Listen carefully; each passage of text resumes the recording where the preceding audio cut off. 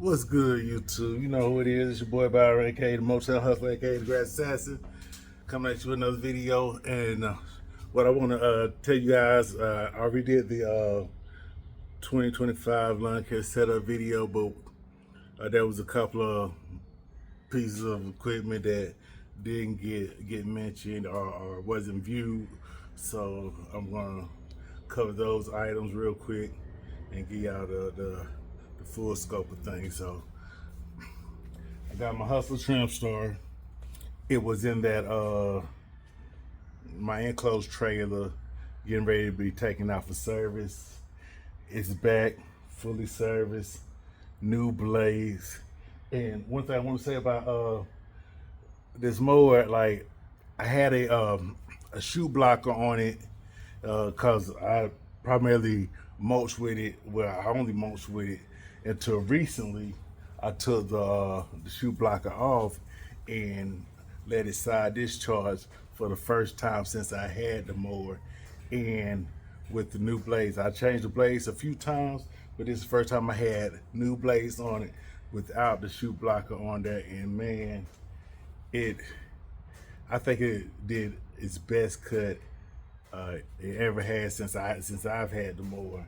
And I'm convinced that side discharging with the mower is just, it can't be beat, man. It can't be beat. I know you don't want to throw like debris into like flower beds and all that kind of stuff, but if you can navigate that with the side discharge so that you can kind of shoot things away from it, do that, because you're not gonna beat the cut of side discharging by mulching. I'm sorry, you're not gonna do that. But and then secondly, I got my second Gravely 52 that was also on that same trailer going out for service. It's back, ready to rock and roll. This is my second Gravely 52. This is the one that I consider my backup. It's the oldest one I got, and I just got it back from being serviced. The foot pedal had broke on it, so when I would raise the deck, I have to just use the lever on the side to raise the deck, and it was heavier doing it that way. So I really had to get the foot pedal fixed. It really wasn't no issue. It had a broken bolt. Had to put a new battery in it. Do the standard oil change, air filter, spark plugs, all that kind of stuff. And now it's ready to rock and roll, you know. And the blades on it was in good shape. I really didn't have to put new blades on it. I have a set of new blades that I'm going to put on the other 52. So, but I still got to do the services on my primary 52 and the Gravely 36. Another piece of equipment that wasn't featured in my previous lawn care setup video is my PermaGreen Magnum. I've had this for about, I guess, going on 4 years now. I just got it back from being serviced. It needed it just really needed a carb cleaning, and it was ready to rock and roll. So I'm excited to have this back. I'm tired of walking with the backpack, you know, trying to get these yards done, and it's just a lot easier to be able to ride on the machine and to take care of it. I don't typically do granular fertilizer. I typically do that in liquid application with the spray tank that's on the Chevy.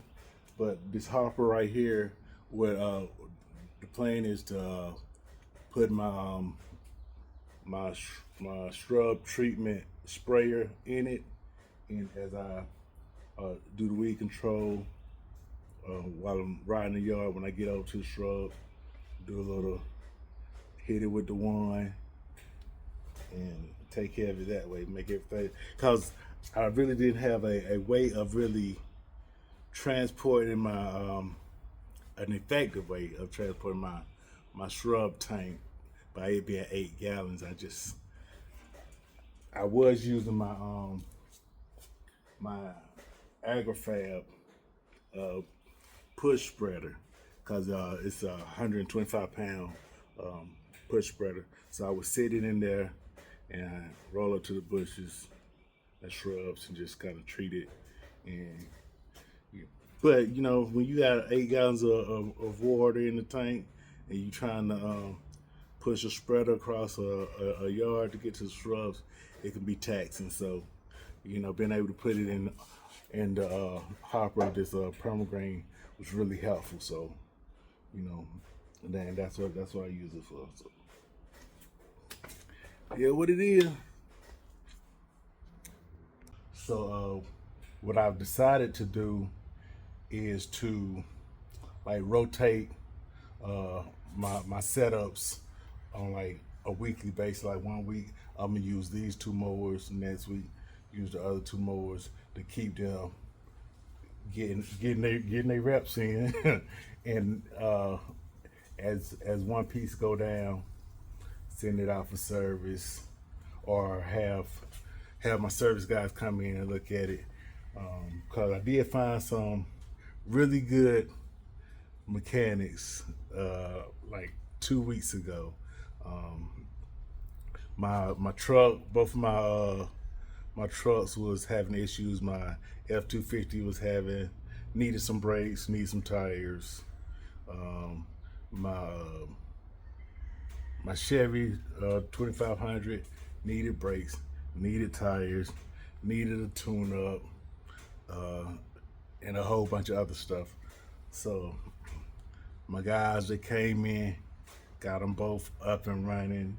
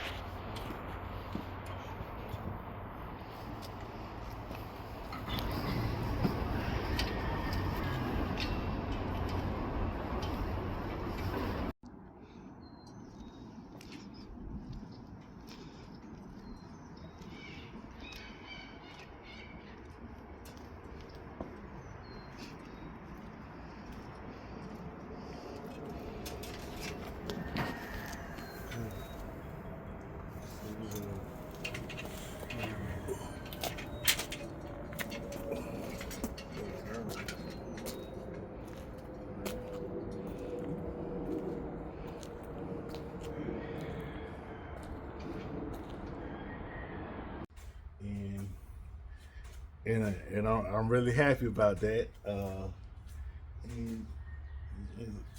I mean, all my equipment is ready to rock and roll as of today. So the only issue that I'm really having now is make sure I'm rotating through the equipment to get the utilization of each piece of equipment up. And you know, because if you let anything sit for a while, you know, when you finally go back to it, it doesn't work. You know, so that was the issue that I ran into earlier earlier this year. I thought, you know, well, I had it serviced before I let it sit, and then it sat, and it didn't work, and it needed to be serviced again. So, and the pieces of equipment that I was using on a regular basis, it's like they were going with no problem. So now I just gotta, you know, make sure that I cycle through everything, and I really shouldn't have any downtime. I mean, I really have enough equipment to run a second and maybe a third crew, but the last guy that I had helping me, he tried to steal some equipment. So he's trying to steal my truck actually, and so, you know, I guess I'm still kind of struggling with getting past that, and trusting people again, you know, because my business is not at a point where I can overcome too many traumatic events. You know, I mean, equipment breakdowns is about what I can deal with, but a bad employee can cause more damage than a couple of breakdowns. You know, so